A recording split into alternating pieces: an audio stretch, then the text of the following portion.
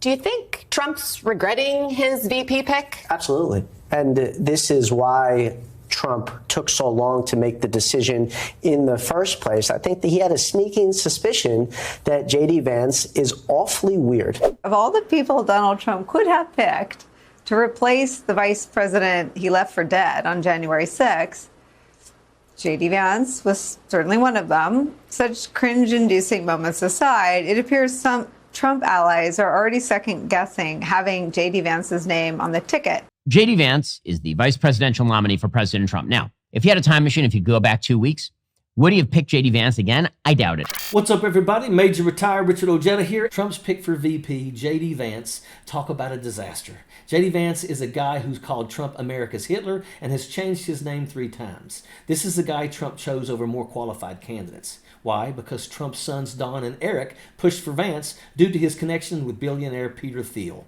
It just goes to show you that Trump isn't in this race for anyone but himself. He's in it for the money, and now his pick has turned into a weight around his neck. He consistently has this weird instinct to say things that are just outrageous and strange, like people without children should be taxed more. It's odd, and it's not going away, and that's why he has not gotten any bump in the polls after being nominated to the vice presidency.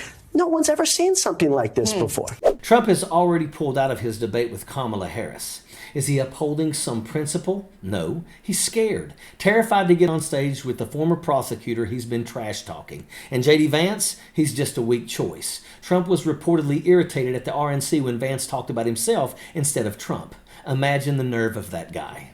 J.D. Vance, for all of his faults, didn't give Trump a boost in his polls. Instead, he's become dead weight. Trump is now facing a tough election with a lot on the line. His legal troubles are mounting, and if he wins, he'll use his presidency to escape justice and impose his authoritarian manifesto, Project 2025. With the stakes so high, why pick a bootlicker like J.D. Vance? What made Vice President Mike Pence successful as a vice presidential candidate is he understood President Trump's personality. He took a back seat, and his attitude was do no harm, say nothing that could be overly advantageous or disadvantageous. J.D. Vance is a different beast. He's 39 years old. He's very ambitious. He has a very high opinion of himself. He sees this as a moment for him to shine as opposed to a moment to take a backseat to Donald Trump. Remember, when Donald Trump has somebody in his field of vision that's getting attention, he usually blows them to smithereens.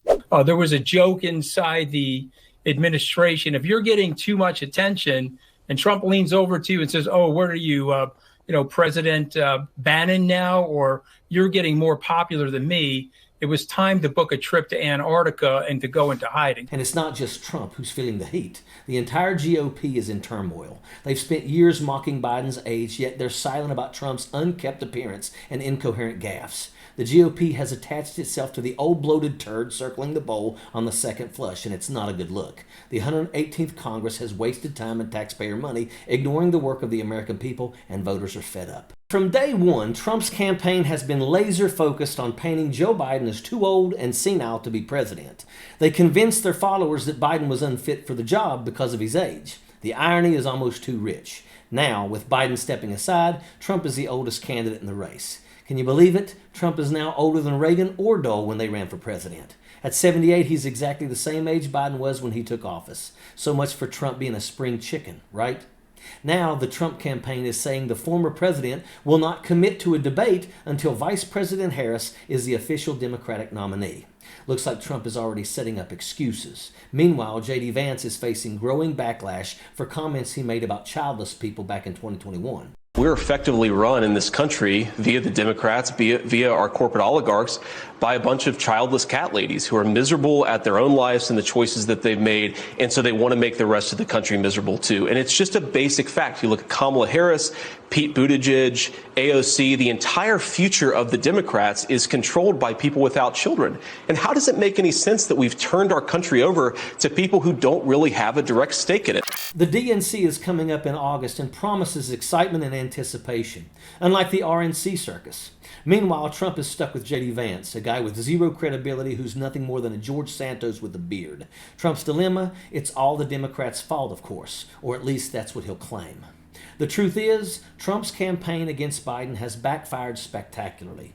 Biden's historic term has been a success, pulling the country back from the brink of destruction Trump left it in. Despite all of the GOP's talk, they can't provide any proof that things are better under Trump. Their party is full of smoke and mirrors, morons, and extremists. And now, thanks to J.D. Vance and his love seat scandal, the White House might need plastic liners on every sofa. Trump never had a commanding presence, despite what his followers believe. He blames everyone else for his problems, proving he's nothing but a spineless worm. Trump thought he had the selection in the bag, but Biden's decision to step aside pulled the rug out from under him. Now, Trump regrets picking J.D. Vance because he sees the writing on the wall. Kamala Harris is going to smoke him like a cheap cigar, and J.D. Vance will be humiliated by whoever Harris picks as her running mate. In the end, Trump is up the creek without a paddle. He's facing a tough election with a lot on the line and nothing but a bunch of nothings to help him out.